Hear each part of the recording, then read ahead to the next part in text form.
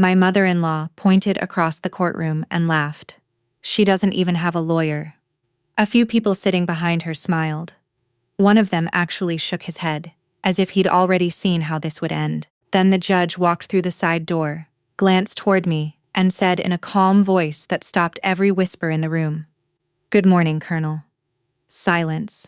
I watched Patricia Bennett's smile disappear, so quickly it almost made me feel sorry for her. Almost. My name is Laura Bennett. I'm 42 years old, and until 3 years ago I wore the eagle insignia of a United States Army colonel. Most people who knew me now had no idea. That was exactly how I wanted it. I lived in a modest brick ranch house on the west side of Richmond, Virginia, about 15 minutes from downtown if Interstate 64 wasn't backed up. Every weekday started almost the same.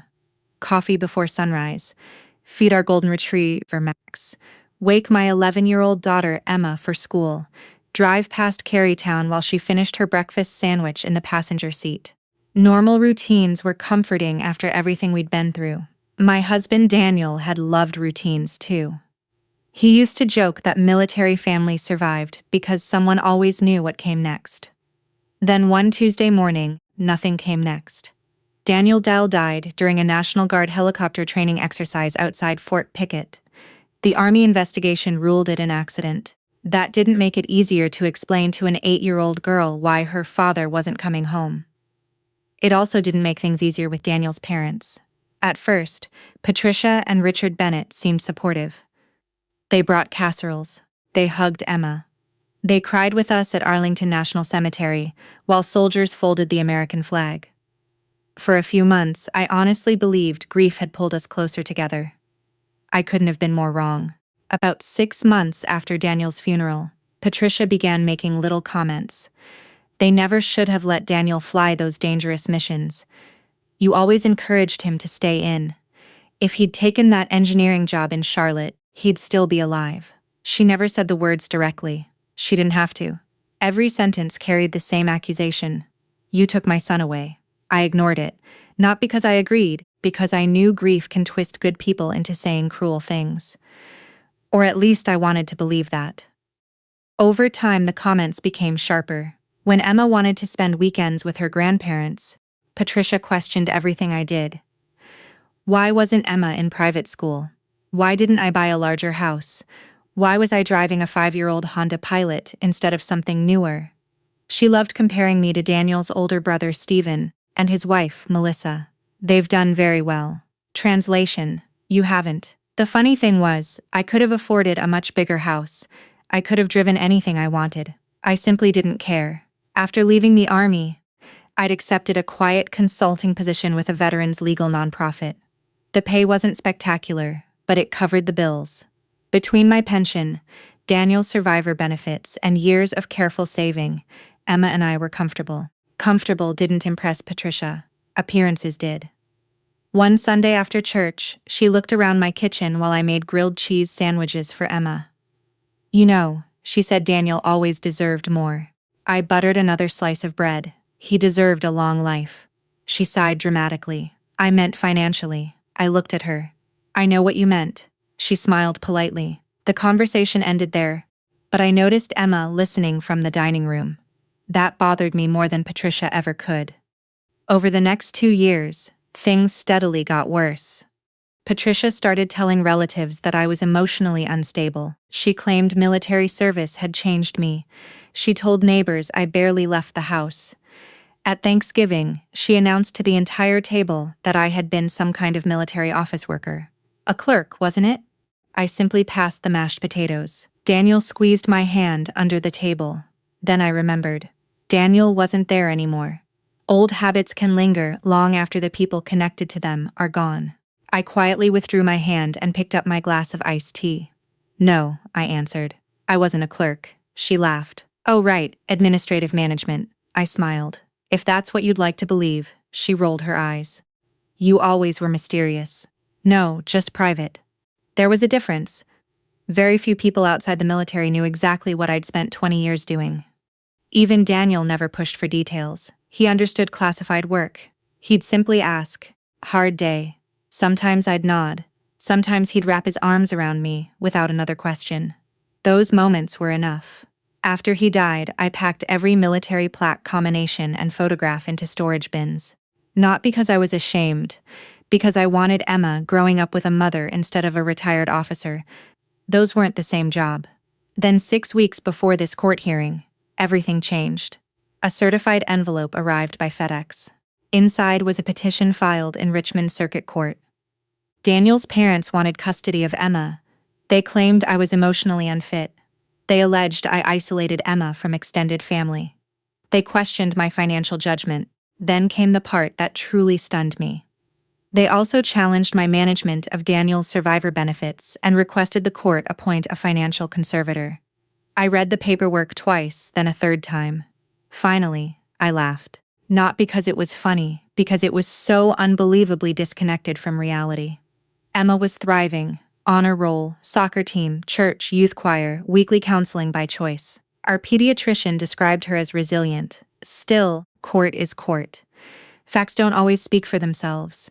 I knew Patricia had hired one of Richmond's most expensive family law firms. People told me the lead attorney won almost everything he touched. Friends encouraged me to hire someone equally aggressive. I thanked them, then I politely declined. There was a reason. This morning, I drove myself downtown before sunrise, parked in the same public garage on East Broad Street, stopped at a small coffee shop I'd visited for years. Black coffee. No sugar. Old habit. Then I walked 3 blocks to the courthouse carrying nothing except a worn brown leather folder I'd owned since my Army days. Inside were neatly organized exhibits, notes, court rules, nothing fancy, just preparation. When I entered the courtroom, Patricia spotted me immediately. She looked around, then behind me, waiting. No attorney appeared. Her smile slowly spread. She leaned toward Stephen just loudly enough for half the room to hear. She actually came alone. Then she looked directly at me. You couldn't even afford an attorney. Several people turned to watch. I met her eyes. I'm exactly where I need to be. She laughed. So you're representing yourself. I am. Her expensive lawyer adjusted his tie and smiled with the confidence of someone expecting an easy morning. The courtroom doors opened. All rise. I stood quietly as the judge entered. He arranged a few files, looked toward counsel's table. Then his eyes found mine. His expression changed ever so slightly. Recognition, he smiled. Good morning, Colonel Bennett. Every sound in the room disappeared. Patricia blinked. Wait. She stared at me. What? Nobody spoke for several seconds. You could almost hear people trying to make sense of what they'd just heard. Patricia looked from me to the judge, and back again, waiting for someone to laugh and explain it was some kind of misunderstanding. Nobody did. Mathil Judge Harold Whitmore adjusted his reading glasses and glanced down at the docket. Counsel, are both parties ready to proceed? Patricia's attorney cleared his throat. Yes, Your Honor. The judge looked toward me. Colonel Bennett, I am Your Honor. Patricia's eyebrows shot up. She leaned toward her attorney and whispered something so urgently that he frowned, shook his head slightly, and motioned for her to stay quiet. I kept my eyes on the bench. I'd spent enough years in courtrooms to know one simple truth. Emotion was expensive. Discipline was free. The hearing began with routine matters, introductions, procedural questions, and confirmation that I had knowingly waived my right to outside counsel. The judge asked me directly, Mrs. R. Bennett, you understand you're representing yourself? I do. And you've reviewed the local rules of procedure several times. He nodded once. I expected as much. That tiny comment wasn't intended to help me. It simply reflected history. Unfortunately for Patricia, she had no idea what that history actually was. During a short recess, I stepped into the hallway outside courtroom 3B. The old marble floors reminded me of federal carouses all over the country. Washington, Fort Bragg, Fort Hood, Fort Belvoir, places I'd hoped never to revisit after retirement. A young deputy clerk approached, carrying several files. She smiled politely. It's nice to see you again, Colonel. I smiled back. It's been a while. It has. She laughed softly. My father still talks about one of your trials. I felt my stomach tighten. I hope only the legal parts. She smiled. He says you taught him what integrity looked like. I thanked her quietly. She walked away. Behind me, I heard heels clicking across the hallway. Patricia, she stopped several feet away. What is going on? I turned. What do you mean, the judge? The clerk. They keep calling you Colonel. I was one. She stared. No, yes. You never told us. You never asked. Her face tightened. I knew you worked for the army. I did. I thought. I know what you thought. She folded her arms. So, what exactly did you do? I hesitated. That question always carried weight. The truthful answer never fit into casual conversation. I practiced law. She frowned. You were a military lawyer. Yes, that's it, mostly. She looked almost disappointed. As a prosecutor, that made her pause. Prosecuting what? I looked through the courthouse window toward Broad Street. Cars moved normally. People hurried to lunch. Life outside continued without caring what happened inside these walls. I prosecuted serious crimes. What kind? I met her eyes. The kind people don't usually ask about twice. Before she could speak again, the BAF called everyone back into the courtroom. That conversation ended there, at least for the moment. As I sat waiting for proceedings to resume, memories I'd spent years locking away quietly returned. I was 24 when I entered the Army Judge Advocate General's Corps. It was only a few years after September 11th. Like so many Americans, I wanted my career to matter. Law school had given me a profession. The Army gave it purpose. I started handling straightforward military justice cases, unauthorized absences, theft, fraud, drug offenses, nothing extraordinary. But over the years, assignments changed. The military noticed who stayed calm under pressure, who prepared thoroughly, who could question witnesses without turning every hearing into a performance. Eventually, I received orders that changed my career forever. The Office of Special Investigations, later Joint Task Forces, international cases, war crimes, detainee abuse, civilian contractor corruption, cases involving officers whose names regularly appeared in newspapers. Most Americans never heard about 90% of those investigations. That was intentional. Justice often happened quietly. Some trials lasted months, others stretched over years. I interviewed survivors through translators, studied satellite photographs, read thousands of pages of reports, sat across from people who had ordered terrible things while insisting they'd done nothing wrong. Those experiences changed me, not in dramatic Hollywood ways. They simply made ordinary life feel precious. Grocery shopping, school concerts, cutting the grass on Saturday morning.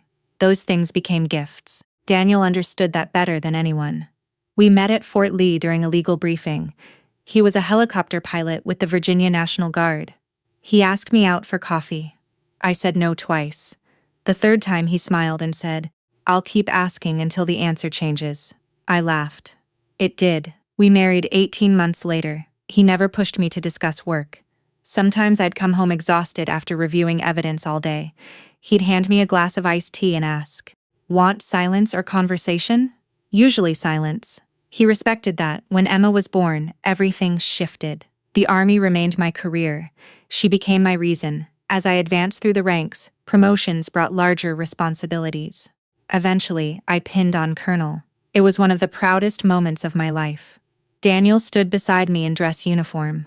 Emma, only 6 years old, saluted me with complete seriousness before bursting into giggles. That photograph stayed on my bedroom dresser until the day Daniel died.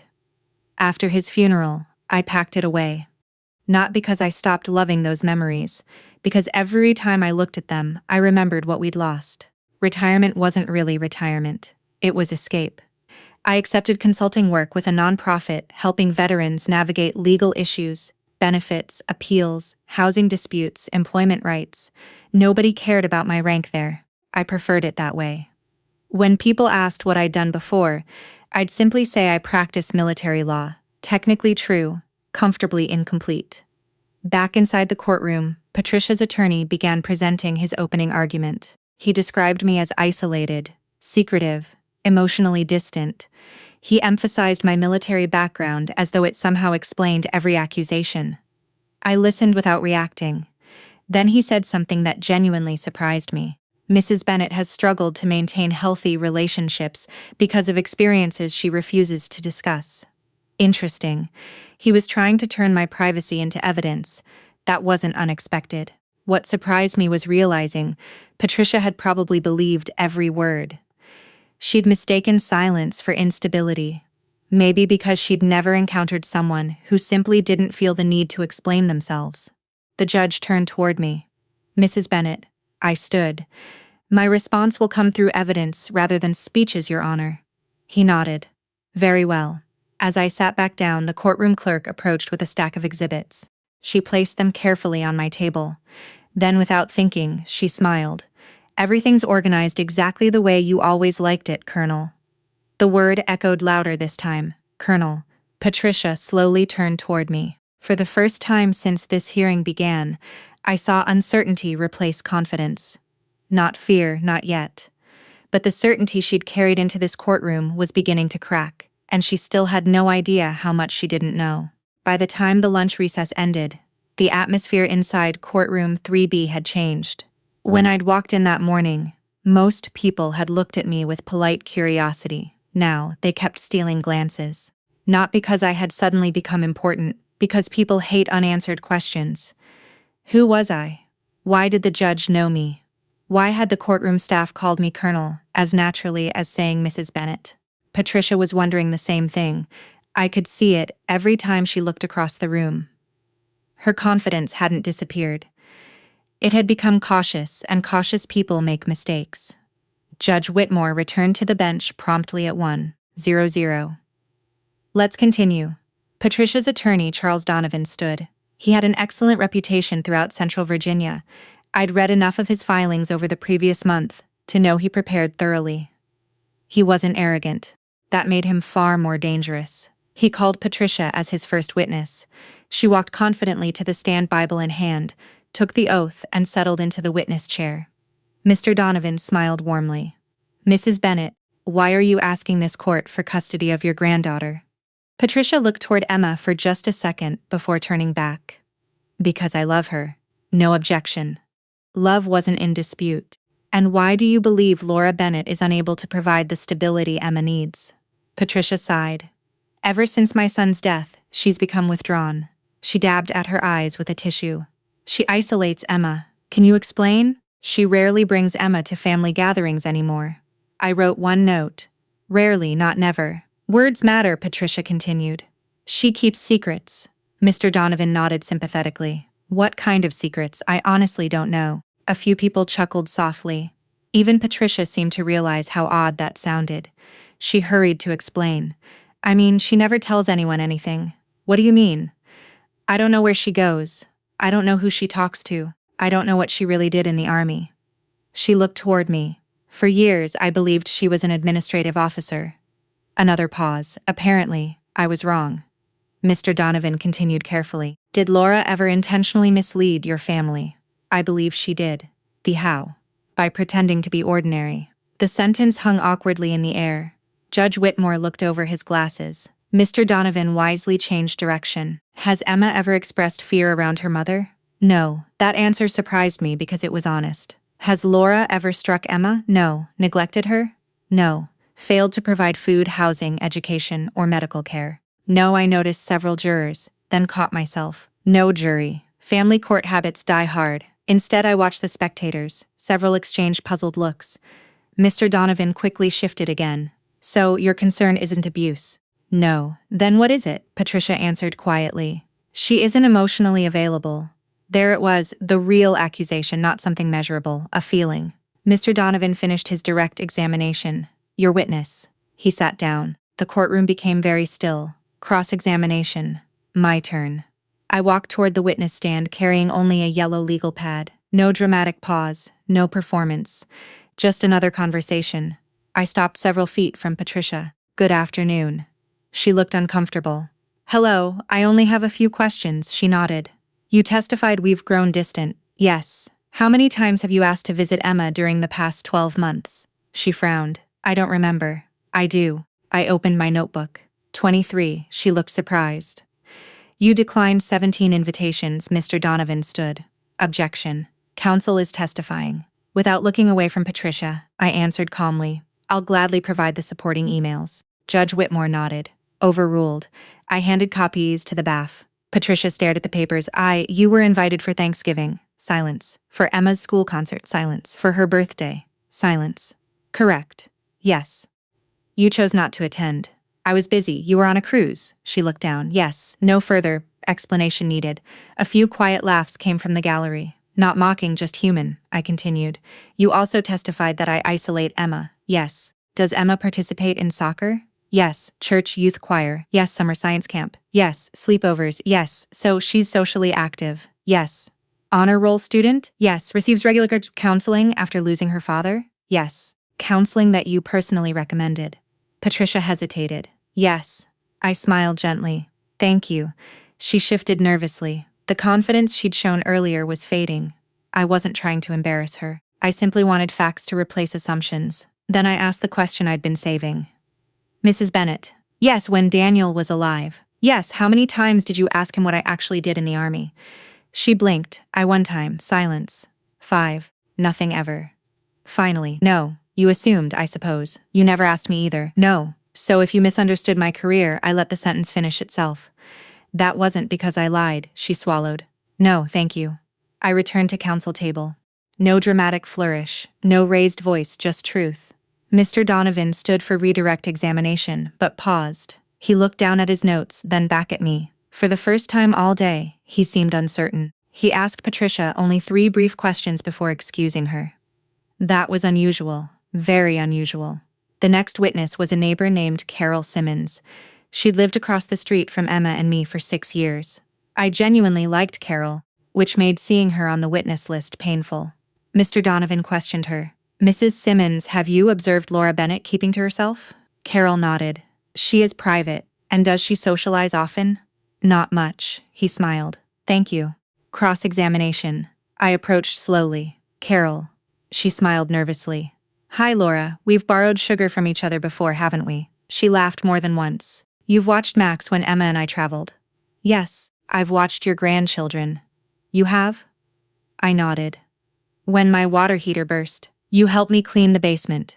You brought over your shop vacuum. Yes. When your husband had knee replacement surgery, you drove him to physical therapy. Carol smiled. I did. I folded my hands. So, when you described me as private, yes, you didn't mean unfriendly, no, you meant. She smiled warmly. You don't gossip. The courtroom laughed. Even Judge Whitmore smiled. Carol continued before anyone asked another question. Laura doesn't talk much about herself, but she shows up whenever someone needs help. Mr. Donovan closed his eyes for half a second. He hadn't expected that answer. Neither had Patricia. Late that afternoon, Mr. Donovan stood once more. Your Honor, the petitioner calls Stephen Bennett, Daniel's older brother.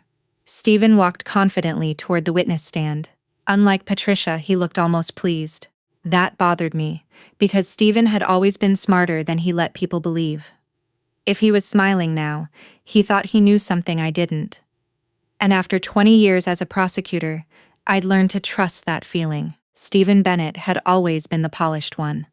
Perfect haircut, tailored navy suit, expensive watch, the kind of man who never seemed to sweat even during Virginia summers. He shook the bailiff's hand before taking the oath, smiled politely at Judge Whitmore, and settled into the witness chair as though he'd rehearsed every movement. In a way, I was sure he had.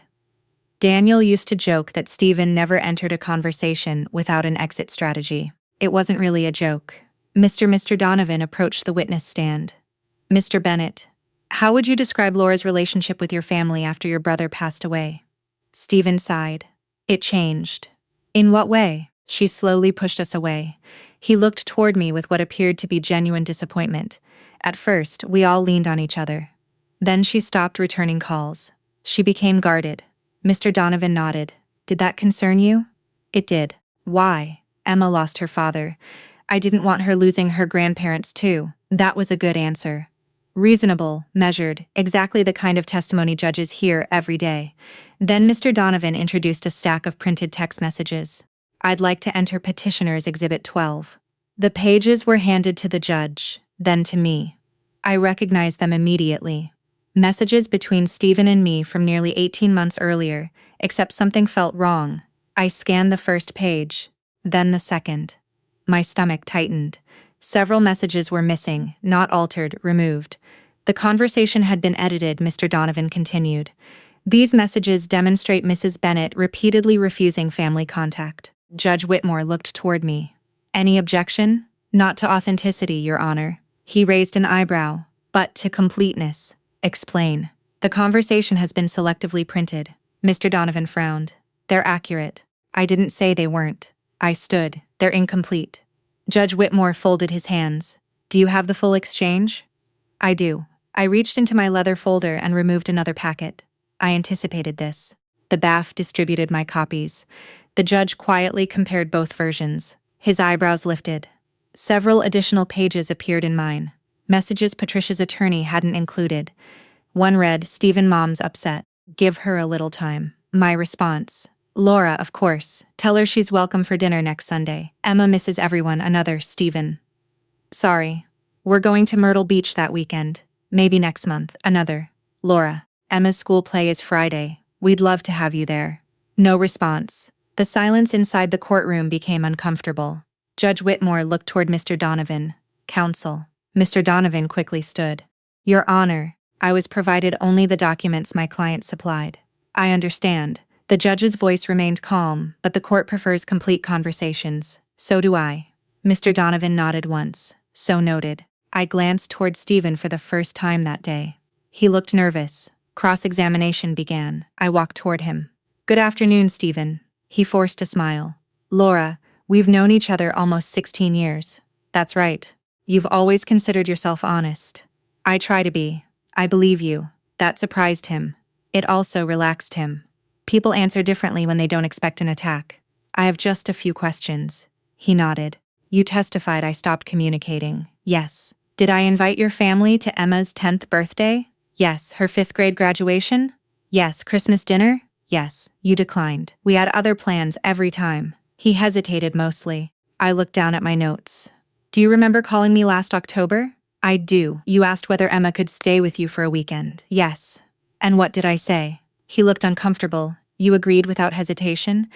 Yes. So, I trusted you with my daughter. Yes. You trusted me enough to let her come? Yes. Does that sound like someone trying to destroy family relationships? He didn't answer. Judge Whitmore looked over. You may answer? No, thank you. I paused, then asked quietly. Stephen, who suggested filing this lawsuit? His eyes shifted. My mother. Did you think it was a good idea? Long silence. Finally. No. The words barely rose above a whisper. Patricia stared at him. What? He looked toward her. I told you we shouldn't do this. The courtroom became very still. You said Laura would never fight back. Patricia's face drained of color. Stephen continued before anyone could stop him. You said she'd settle. I thought you were wrong, Patricia whispered sharply. Stephen, but it was too late. The hearing recessed for 15 minutes. I stepped outside into the hallway needing fresh air. The courthouse windows overlooked Capitol Square. State employees crossed the sidewalks carrying takeout lunches. A city bus rumbled past. Life continued. Mine felt suspended. I leaned against the wall and closed my eyes for just a moment. I wasn't in Richmond anymore. I was back overseas. Different courtroom, different witnesses, different families waiting for answers. I remembered the faces of mothers who would never see their sons again, young soldiers who testified through tears, children caught in places they never should have been. Those memories never truly disappear. You simply learn where to keep them. A familiar voice interrupted my thoughts. Colonel, I opened my eyes. Standing in front of me was Michael Torres. Older now, more gray hair, still standing perfectly straight. I smiled despite myself. Mike, he laughed. It's been too long. It has. Michael and I had worked together for nearly 8 years. He'd been a senior Army criminal investigator. We'd interviewed hundreds of witnesses together. He glanced toward the courtroom. I heard your name was on today's docket. You came? I was already in Richmond. He smiled. Thought you might appreciate seeing a familiar face. Before I could answer, the bailiff stepped into the hallway. Mrs. Bennett, yes. The judge has approved your witness request. Michael looked at me. You finally decided. I nodded. I didn't want to, but I have to. Back inside the courtroom, I called my first witness, Michael Torres. He took the oath. Mr. Donovan watched carefully. So, Mr. Torres, I began. How do we know each other? We worked together. For how long? Almost 8 years. What was my role? You were lead prosecutor. What kinds of cases? He took a slow breath. The hardest ones. Can you be more specific? War crimes, corruption, abuse investigations. The courtroom was silent. Patricia looked completely confused. I continued. Did you ever observe me ignoring evidence to protect someone's reputation? No. Did I ever decline a case because the accused held a high rank? He almost laughed. No. In fact, he looked directly at the judge. She prosecuted a 2-star general. The room froze. Mr. Donovan stood. Objection relevance, I answered calmly. It goes directly to my character for honesty and integrity which the petition challenges. Judge Whitmore nodded. Overruled. Michael continued. Laura lost promotions because she refused political pressure. She did what was right, even when it hurt her career. I hadn't expected those words. In truth, they hurt more than they helped, because they reminded me of choices I'd spent years trying not to revisit. The victories, the sacrifices, the friends I'd buried. I suddenly felt exhausted. For the first time all day, I wondered whether reopening my past had been worth it. Then I looked toward Emma. She smiled at me, just a small smile, quiet, certain, and I remembered exactly why I was here. Not to prove who I had been, to protect who she could become. The courtroom was so quiet that I could hear someone turning the pages of a legal pad 3 rows behind me. Michael Torres stepped down from the witness stand. As he walked past my table, he gave me the smallest nod. No smile, no celebration, just quiet encouragement. That was Mike. He'd never been interested in dramatic moments. He believed the facts should carry their own weight. I appreciated that, because after nearly 6 hours in court, I was emotionally drained. Representing yourself sounds empowering when people talk about it after the fact. Living through it is something else entirely. Every question had to be precise. Every exhibit had to be organized. Every emotion had to stay under control. There wasn't another attorney beside me to whisper advice or catch a mistake. If I stumbled, it was entirely on me. Judge Whitmore looked toward my table. Mrs. Bennett, do you have another witness? I do, Your Honor. I call Chaplain David Reynolds. A tall man in his early 60s walked to the witness stand. His silver hair was neatly combed, and he still carried himself like the army officer he had once been. We had served together during one of the most difficult periods of my career.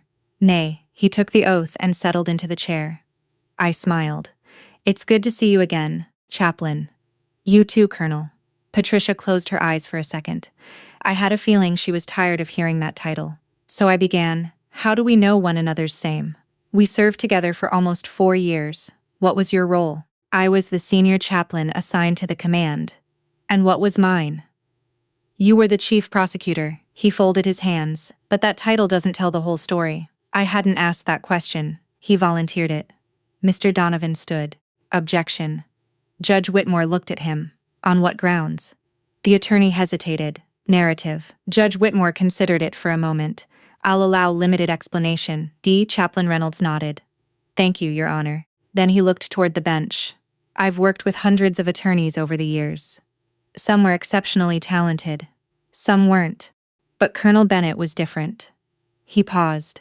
I watched her meet with families after trials. I watched her explain legal decisions to grieving parents who didn't understand military law. I watched her spend hours helping young soldiers find counseling after they testified. His voice remained calm. People assume prosecutors enjoy winning. Laura never saw it that way. She believed justice wasn't about defeating someone. It was about protecting people who couldn't protect themselves.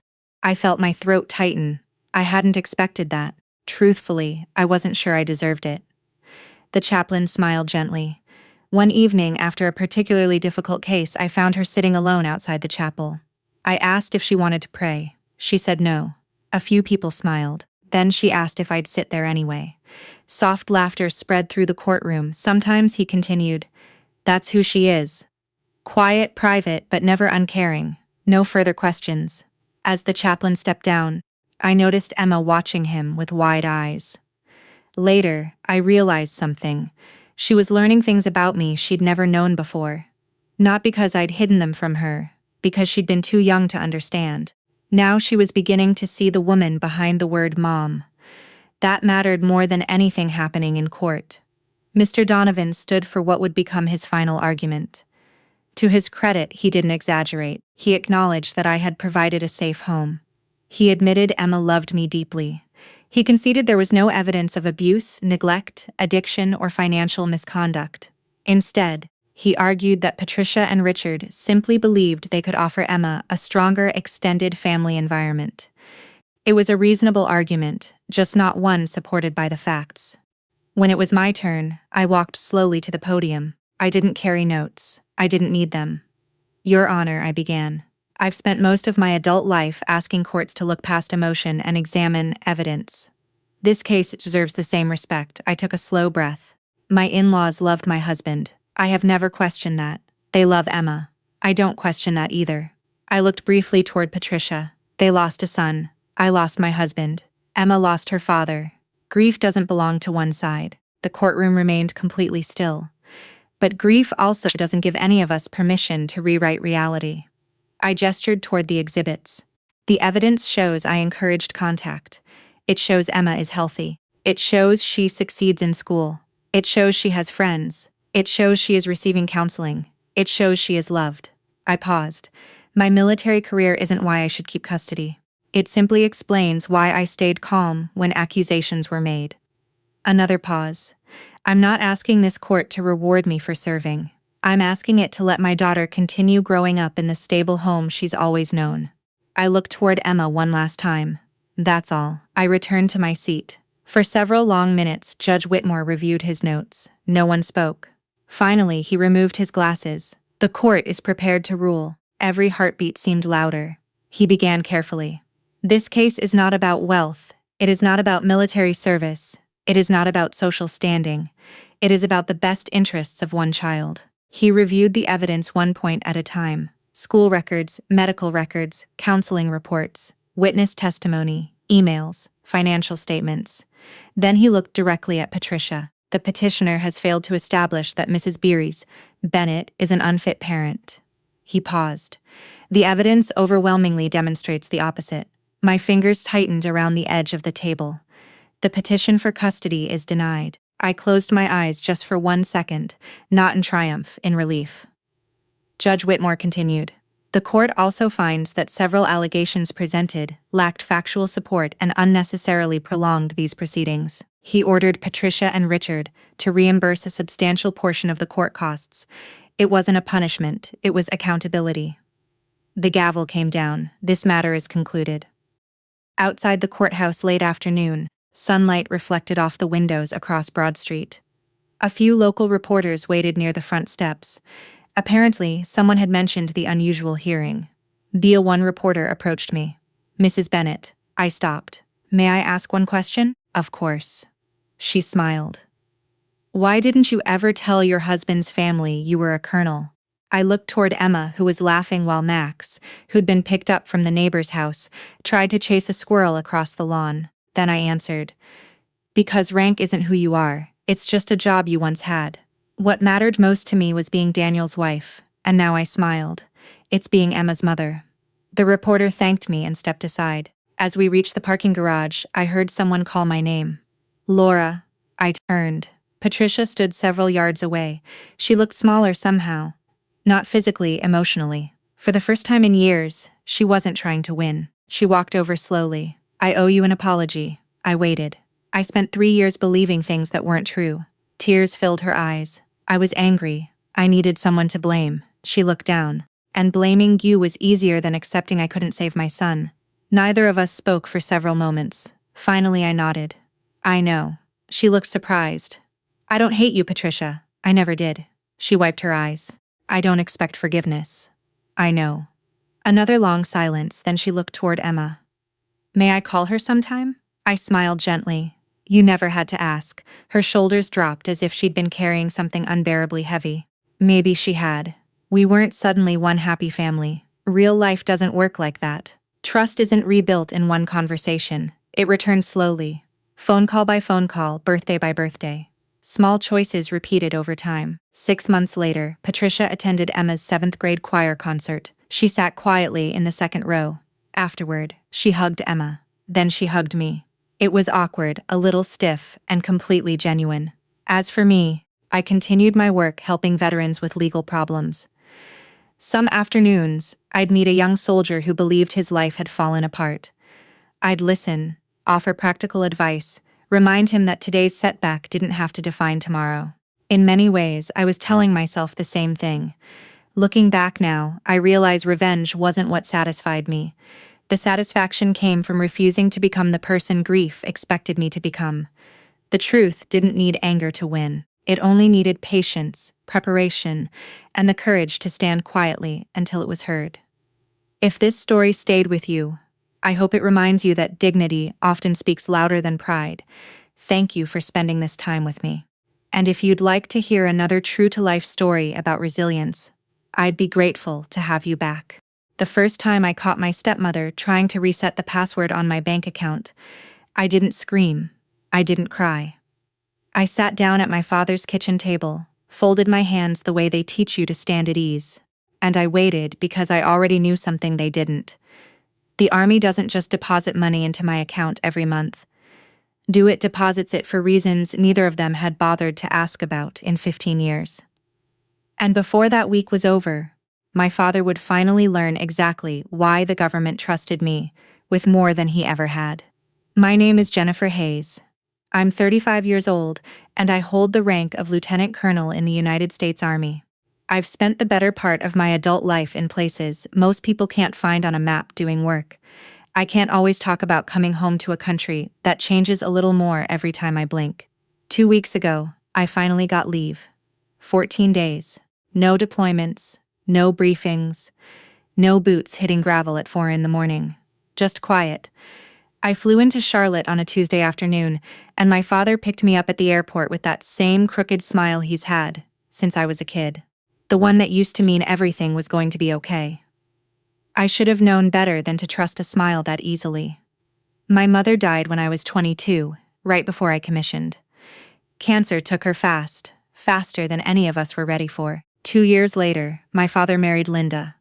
I didn't hate her for it. Grief does strange things to people, and I understood or told myself I did that he needed someone. What I didn't expect was how quickly Linda would start treating my life like a resource to be managed. The truth is, I've never asked my family for a dime. Not for college, not for my first car, not when I was scraping by on a lieutenant's salary in a one-bedroom apartment with a mattress on the floor.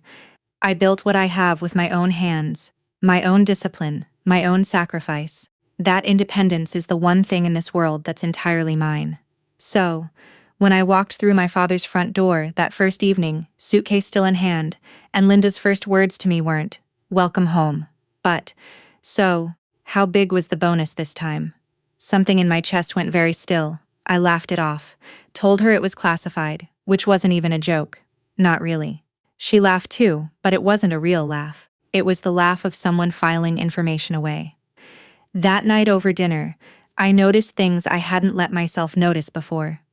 Linda asked about my base pay like she already had a number in mind. She mentioned my hazard pay almost casually, the way you'd mention the weather. She knew about my TSP contributions. She knew about a savings account I hadn't touched in 3 years. These weren't guesses. These were facts, specific, accurate facts that I had never once discussed with her. I looked at my father. He was cutting his chicken eyes down, saying nothing. "Family should share what it has," Linda said, reaching for her wine glass like she'd just stated something as obvious as the sky being blue.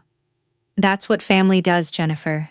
I felt my jaw tighten, but I kept my voice level. 12 years in the military teaches you that you don't let your face give away what your training is screaming inside. "I don't disagree with that, Linda," I said. "But sharing implies I know what's being shared, and with who." She smiled at me the way you'd smile at a child who just said something cute and slightly naive. My father still didn't look up. That was the first time I understood. Really understood that something had been happening in this house, long before I walked back through the door. Something patient, something that had been building itself quietly, brick by brick, while I was overseas doing a job that didn't leave room to look over my shoulder at home. Later that night, I couldn't sleep. Jet lag, maybe. Or maybe it was the small cold feeling sitting in my stomach. The same feeling I get in the field, right before something goes wrong before you can even name what it is. I opened my banking app out of habit more than suspicion, just to check the balance the way I always do. And there it was, a login alert, then another. Multiple attempts spread across the last several weeks from a device I didn't recognize at hours. I would have been asleep or on duty. I sat there in the dark guest room of my father's house, the phone glowing in my hands, and felt something shift inside me. Not panic, not yet. Something colder, something more useful than panic. Because if there is one thing the army trained into me better than marksmanship, better than leadership, better than any tactical skill I carry, it's this. When you find the first data breach, you don't react, you investigate. You gather everything. And then when you're ready, you close the door so completely that whoever tried to get in never finds a way back inside. I set the phone down on the nightstand, and for the first time since I'd landed, I let myself really look at my family. Not the family I remembered, but the one that had grown quietly into something I no longer recognized. I didn't say anything to my father or Linda. The next morning, I made coffee, ate breakfast, let the conversation drift toward safe, easy things, the weather, my flight, whether I wanted to go to the lake house that weekend. I smiled in the right places. I asked about Linda's garden. I have spent my entire adult life learning how to keep my face calm, while my mind runs 100 scenarios at once. And that morning, sitting at my father's table, with my coffee going cold, I ran every one of them. Because the thing about growing up is that you start to remember conversations differently once you have a reason to look back at them. I thought about the year I turned 26 right after my mother passed, and before Linda had fully settled into the house. My father had come to me with a folder of papers, my birth certificate, an old savings bond, a copy of my social security card. "Let me hold on to these for you," he'd said. "You're always moving around with the army easier if they stay in one place." I was young. I was grieving. I said yes without thinking twice, because it was my father asking, and there wasn't a version of that man in my head capable of doing me harm. I hadn't thought about that folder in nearly a decade. That afternoon, while Linda was out at what she called her book club, though I never once saw her carry an actual book to it, I asked my father casually if he still had my old paperwork somewhere. He hesitated just long enough for me to notice it, then said it was in the office in the bottom drawer of the filing cabinet. I found it exactly where he said it would be. But it wasn't just my papers anymore. There were photocopies I didn't remember making. There was a printed bank statement from an account I'd closed years ago, one I was certain I'd never given anyone access to. There was a sticky note in handwriting that wasn't my father's with a string of numbers on it that took me a full minute to recognize as part of my old account writing information. I stood in that office with the folder in my hands, and I felt something in me go very quiet, very focused the way it does right before I walk into a briefing where the stakes are higher than anyone in the room is willing to admit out loud. I didn't confront anyone that day. I've learned in more contexts than I can count that confrontation without evidence is just noise. And noise gives the other side time to clean up before you understand the full shape of what you're dealing with. So instead, I went upstairs to the guest room, opened my laptop, and I got to work the way I would on any operation. I changed every password, not just the obvious ones, my checking account, my savings, but the recovery emails attached to them, the security questions, the two-factor authentication numbers. I called my bank's fraud line, sitting on hold for 40 minutes with my knees bouncing under the desk, and I asked them to flag my account for any future access attempts, no matter how legitimate they might look on paper. I requested a full login history going back 6 months. While I waited on hold, I found myself staring at an old photo on the nightstand my mother and me taken maybe 2 years before she died, both of us laughing at something outside the frame I could no longer remember.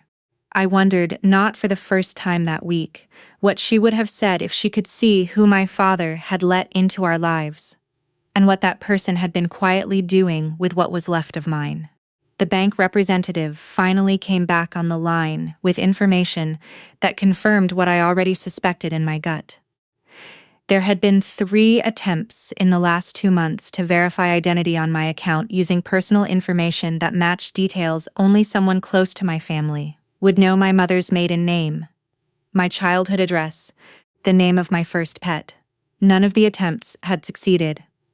My security settings put in place years ago out of habit more than fear had held, but someone had tried multiple times and they hadn't stopped trying. That evening at dinner, Linda brought up her car again, the one she'd been talking about since I arrived, a newer model she'd seen at a dealership downtown.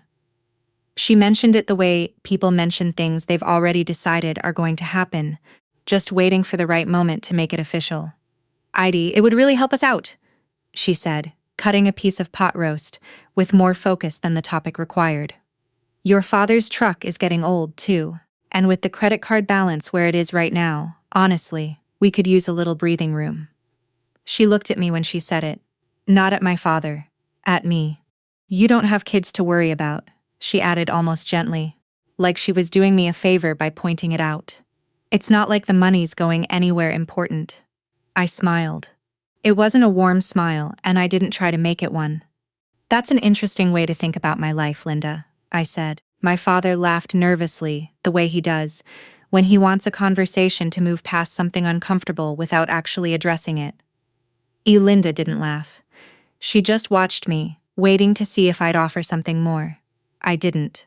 I finished my dinner, thanked Linda for cooking, and excused myself early, telling them jet lag was still getting to me. It wasn't a lie exactly.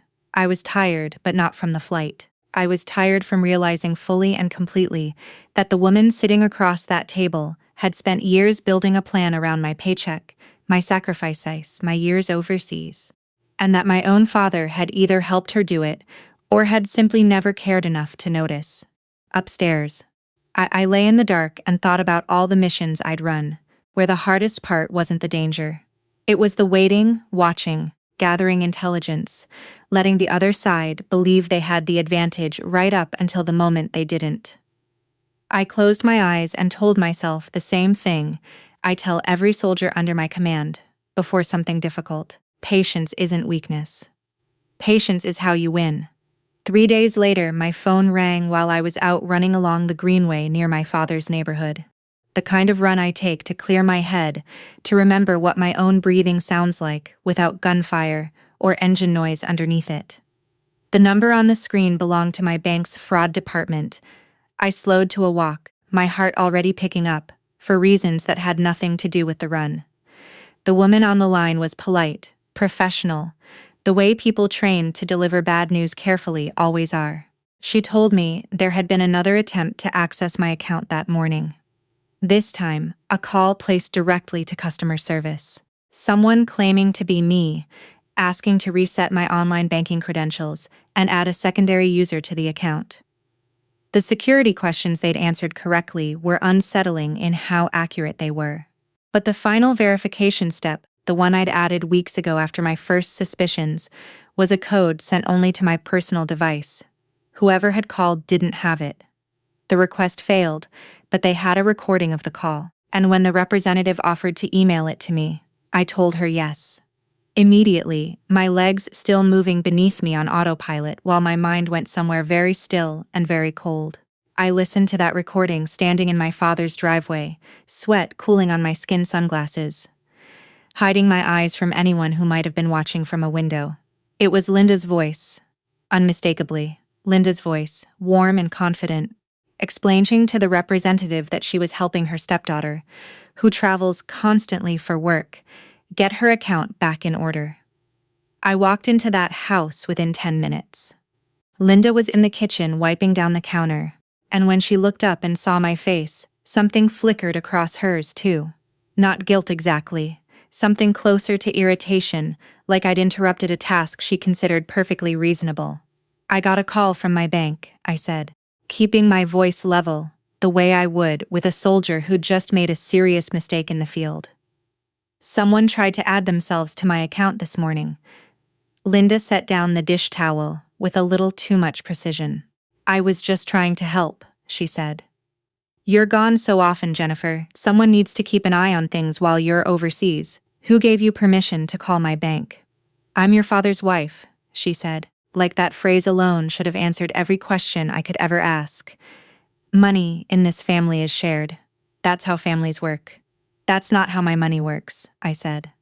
My father walked in at that exact moment, drawn by the tension in the room, The way people are always drawn to a fight they'd rather not be part of. He looked between us and I watched him do the thing he always does. Soften the moment, smooth it over, protect the peace of the house instead of the truth inside it. Come on now, he said. There's no harm done.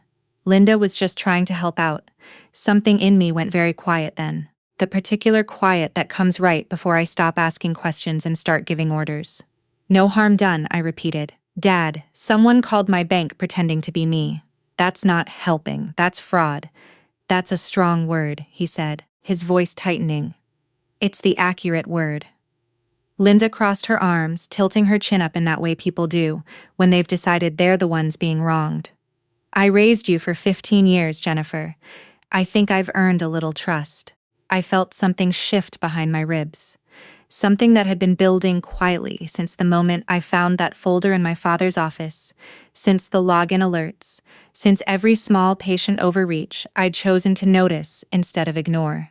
I stood up straighter the way I do when I address a room of people who need to understand immediately and without ambiguity that the conversation has changed.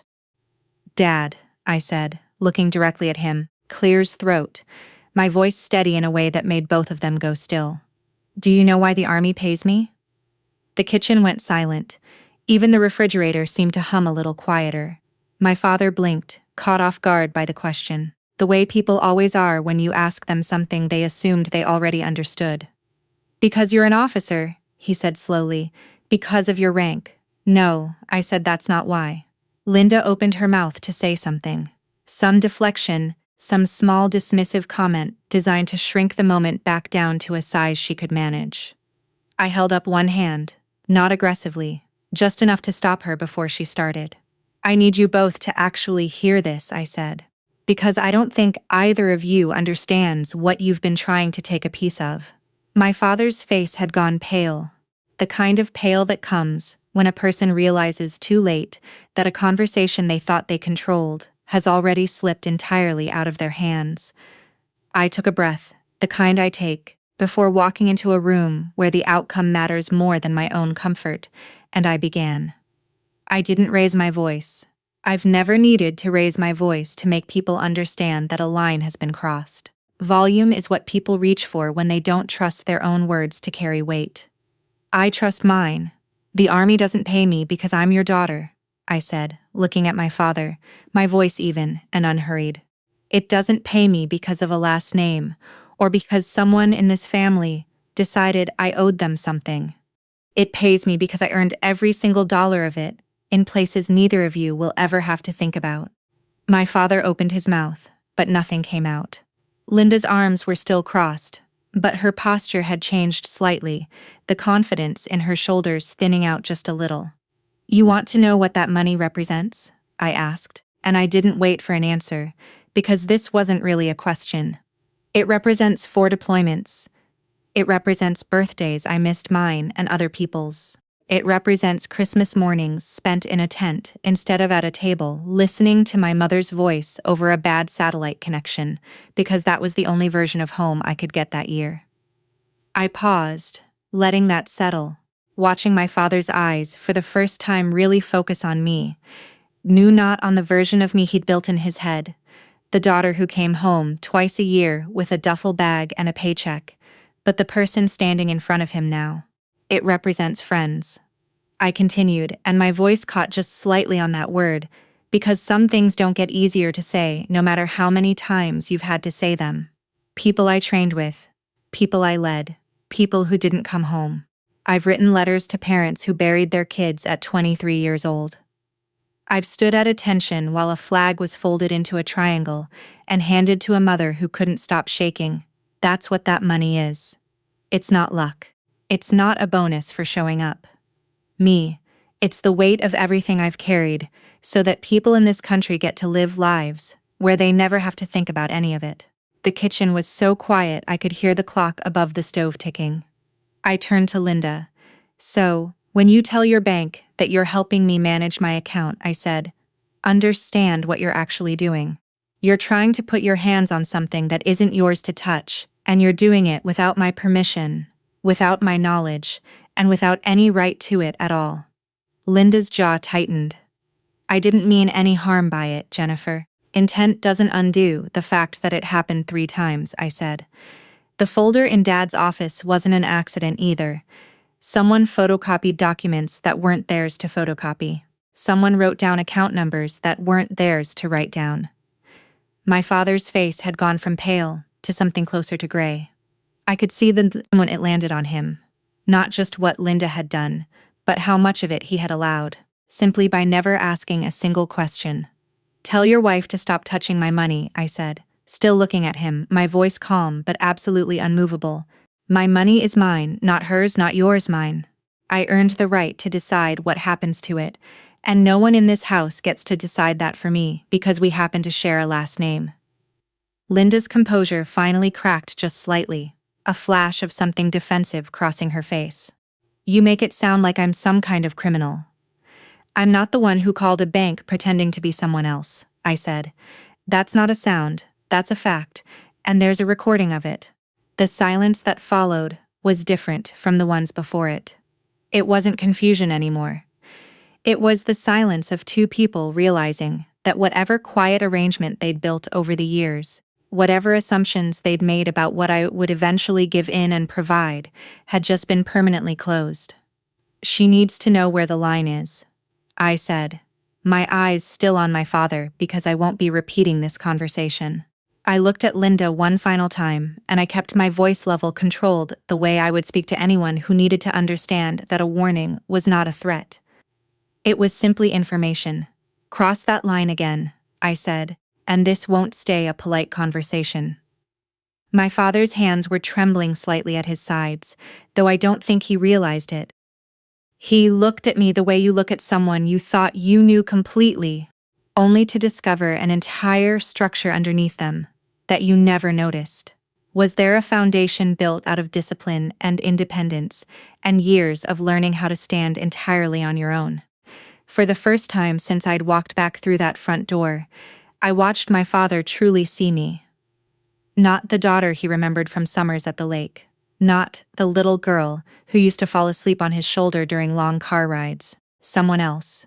Someone who had built a life strong enough that no one, not even family, could quietly take pieces of it without her noticing. I turned and walked upstairs, leaving both of them standing in that kitchen with the weight of everything I'd said, settling into the space between them. Behind me, I heard my father finally speak, his voice low, uncertain, directed at Linda. "What else have you done that I don't know about?" I didn't stay to hear her answer. I already knew I would need more than words to understand the full truth of what had been happening in that house. I didn't sleep much that night, but it wasn't the restless kind of sleeplessness that comes from anger. It was the focused kind, the kind I've learned to use rather than fight against. By 4 a.m, I had a list. Every account, every document, every date. I could remember Linda asking a question that seemed casual at the time, but read very differently now.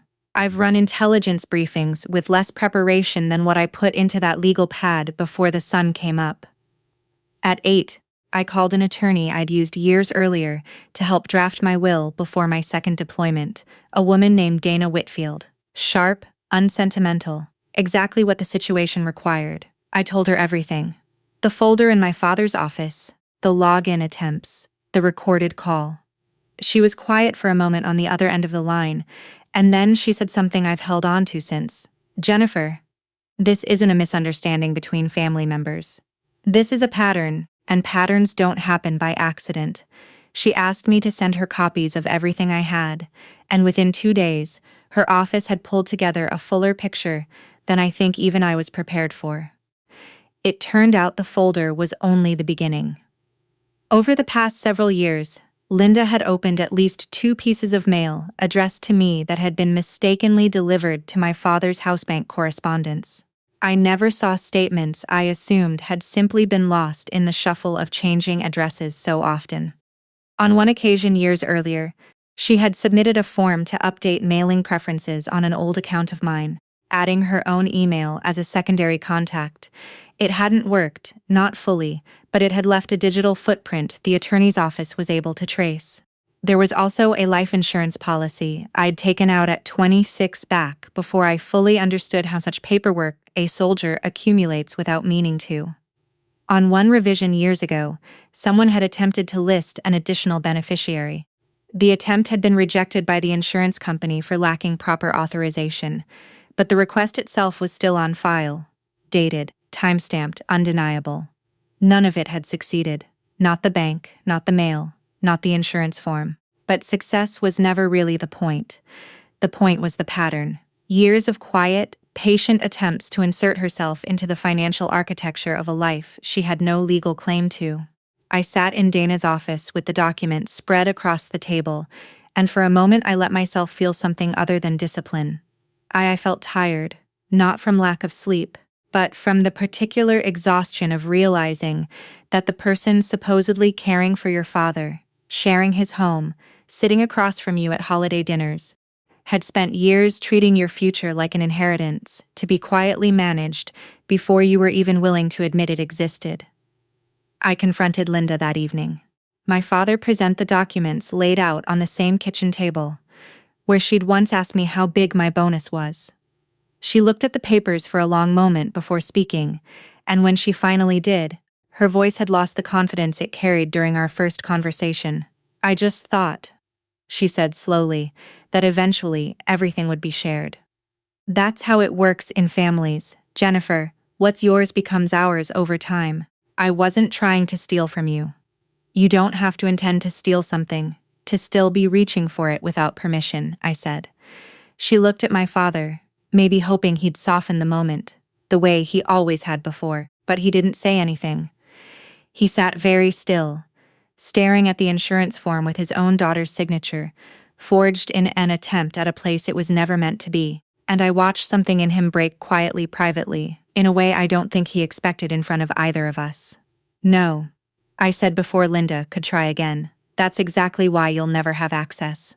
Not now, not later, not when Dad's gone, not when I'm gone. This ends here." I had Dana's office finalize everything in the week. Every account restructured, every document reissued under new authorization, every possible point of access permanently closed. I updated my will.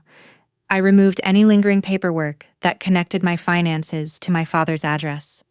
I built piece by piece a wall that no amount of patience or persistence would ever get through again. Linda didn't argue with the final decision. I think by that point she understood there was nothing left to argue. What surprised me more was my father's silence. It's not the same silence from before, the one that avoided conflict, but a different kind. The silence of someone finally doing the math on 15 years of small, quiet compromises, and not liking the sum he arrived at that night. As I packed away the folder of old documents to take with me, my father knocked softly on the guest room door. He didn't come in. He just stood in the hallway, looking older than I remembered him, looking just a week earlier. "I didn't know," he said. "I swear to you, Jenny. I didn't know how far it went." I looked at him for a long moment. I thought about my mother, about the man he used to be before grief made him easier to lead than I ever thought he could become. "Me. I believe that you didn't know everything," I said quietly. "But you knew enough to ask questions you never asked." He didn't have an answer for that. And for the first time in longer than I could remember, neither did I expect one. For 3 days after that conversation, my father barely spoke at dinner.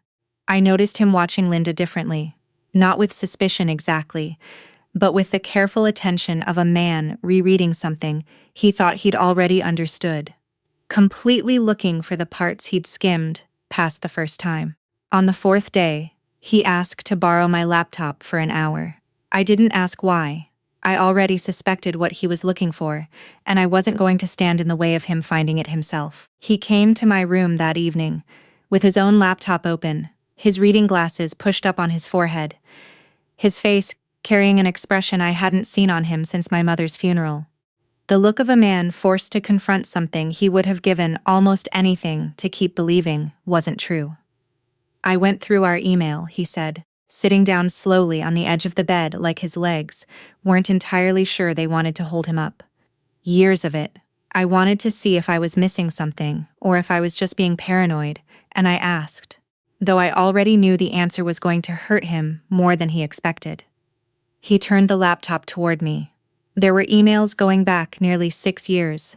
Linda writing to her sister, to an old friend from her book club, even once to a financial advisor she'd apparently consulted without my father's knowledge. In nearly every message, my name appeared somewhere, always in the context of money, my salary, my hazard pay, my retirement contributions. In one email dated almost 4 years ago, she'd written a line that my father read aloud in a voice that shook slightly at the edges. Eventually, she'll help us retire. She doesn't have kids. She doesn't have anyone else to spend it on. It's not selfish to plan for that. I didn't say anything. I let the words sit in the room. Let them do the work I didn't need to do myself. My father closed the laptop gently, like it had suddenly become something fragile. I thought she loved you, he said. I really believed that. Maybe she did in her own way, I said. But loving someone and viewing them as a resource aren't the same thing, Dad. You can do both at once. People do it more often than you'd think. He was quiet for a long moment, staring at his hands. I keep thinking about your mother, he snorts, finally said. She never once asked you for anything. Not when things were tight, not when the roof needed replacing. And we were living paycheck to paycheck those last 2 years, before she got sick. She used to say, "The two of you built each other up, not off each other." I felt something tighten in my chest at that. A grief I don't often let myself sit with, because grief and discipline don't mix well in the field. And I've spent so long training myself not to feel things at inconvenient times that sometimes I forget how to let them arrive at all. She would have hated this, I said quietly, not because of the money, because of what it says about how easily people can convince themselves that taking is the same thing as caring. My father nodded slowly, and for the first time I saw something in his face that looked almost like shame.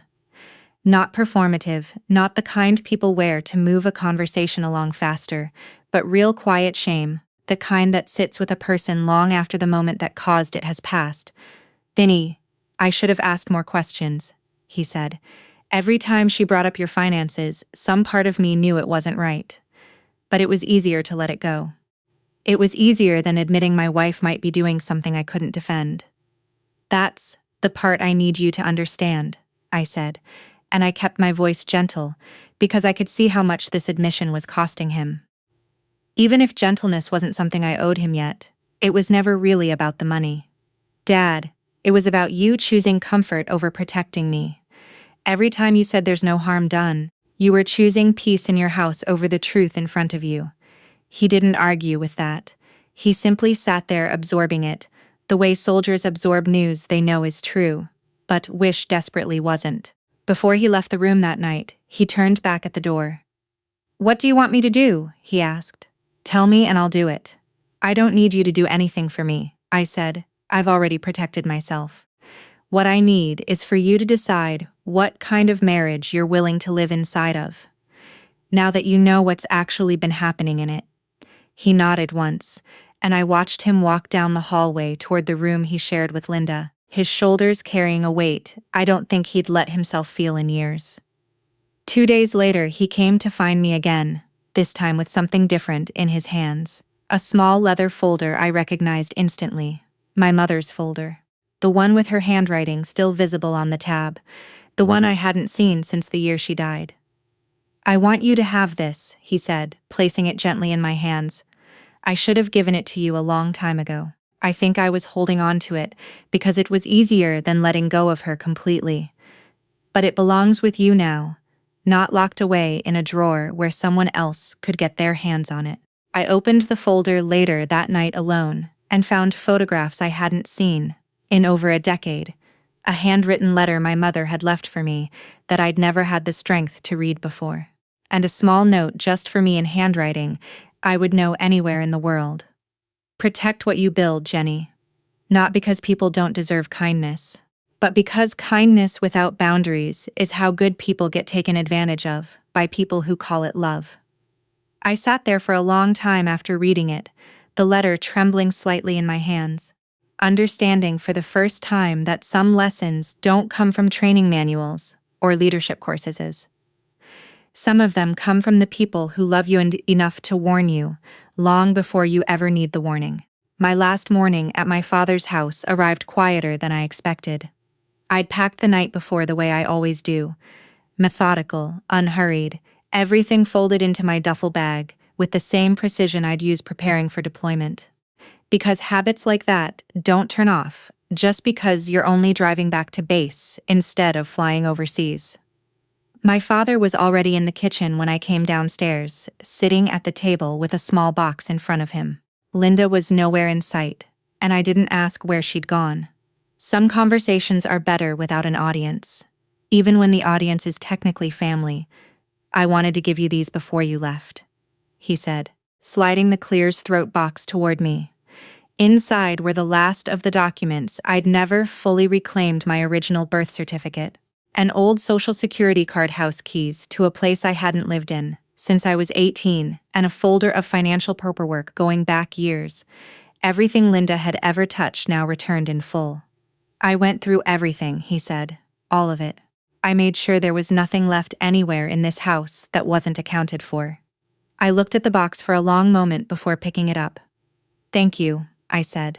And I meant it. Even though gratitude and forgiveness aren't the same currency.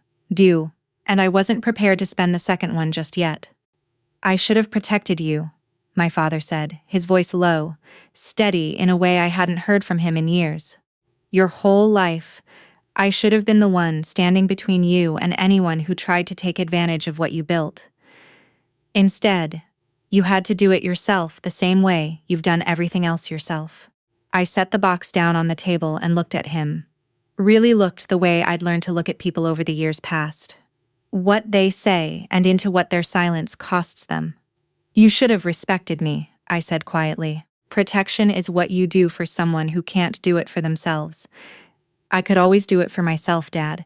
What I needed from you wasn't protection. It was respect. It was you asking questions when something didn't sit right, instead of choosing whatever kept the peace in your house that day. He nodded slowly, and I watched something settle in him. An understanding that had taken far too many years and far too much damage to arrive. Linda came downstairs just as I was zipping my duffel bag. She stood in the doorway for a moment, and for the first time since I'd arrived 2 weeks earlier, she looked genuinely uncertain, the confidence gone from her posture entirely. Jennifer, she said, I am sorry. I don't expect you to believe that right away, but I am. I turned to face her, and I kept my voice level, the same voice I'd use addressing anyone who needed to hear something clearly without room for misinterpretation. I believe that you're sorry you got caught, I said. Whether you're sorry for what you actually did, that's between you and whoever you answer to. But I want to be clear about something so there's no confusion moving forward. She waited, and I let the silence stretch just long enough to make sure she understood the weight of what was coming. Forgiveness doesn't restore access. I said I might someday find a way to forgive what happened here. That's a process I'll work through in my own time, on my own terms. But forgiveness and trust are two entirely different things. And trust is something you don't get to demand back just because enough time has passed. Linda didn't argue. I think by that point she understood there was nothing left to argue with. She simply nodded quietly and stepped aside to let me pass. My father walked me out to my carrying my duffel bag, even though I told him I could manage it myself. Some habits, I suppose, take longer to unlearn than others, and I decided that particular one was one I could let him keep. At the car, he hugged me longer than he usually did, and when he pulled back, there were tears in his eyes that he didn't bother hiding. I love you, Jenny, he said. I know that doesn't fix what I let happen, but I need you to know it's true. I know it's true, I said. Loving someone and protecting them aren't always the same thing, Dad. That's something I think we both learned this week. I got into my car, started the engine, and looked at him one last time through the window before pulling out of the driveway. He stood there in the yard, hands in his pockets, watching me go the way he used to watch me leave for basic training all those years ago. Except this time, I don't think he was worried about what I was heading toward. I think for the first time he understood exactly what I was heading back to, and exactly what it had cost me to build a life sturdy enough to survive people trying to quietly take pieces of it. Driving back to base that afternoon, I thought about everything that had happened over those 2 weeks. The folder in the office, the recorded call, the emails, my mother's letter waiting for me in a box I never thought I'd get back. And I thought about something I'd tell any young soldier under my command if they ever needed to hear it. People think the Army pays us to carry a rank. They're wrong. It pays us for discipline, for sacrifice, for responsibility carried quietly day after day, whether anyone's watching or not. And there's one lesson I had to learn outside the military, somewhere no training manual ever prepared me for. Sometimes the hardest boundary to defend isn't the one on some distant border guarded by fences and checkpoints and rules of engagement. Sometimes it's the one inside your own family. The one nobody warns you'll have to build yourself brick by brick, out of nothing but your own quiet resolve. If this story meant something to you, if any part of it reminded you of a boundary you've had to defend in your own life, I'd love to hear about it. Leave a comment below and let me know where you're watching from tonight. We've got so many more stories like this one to share with you every single day, so make sure you subscribe. That way, you never miss a moment like this one. Let's keep this journey going.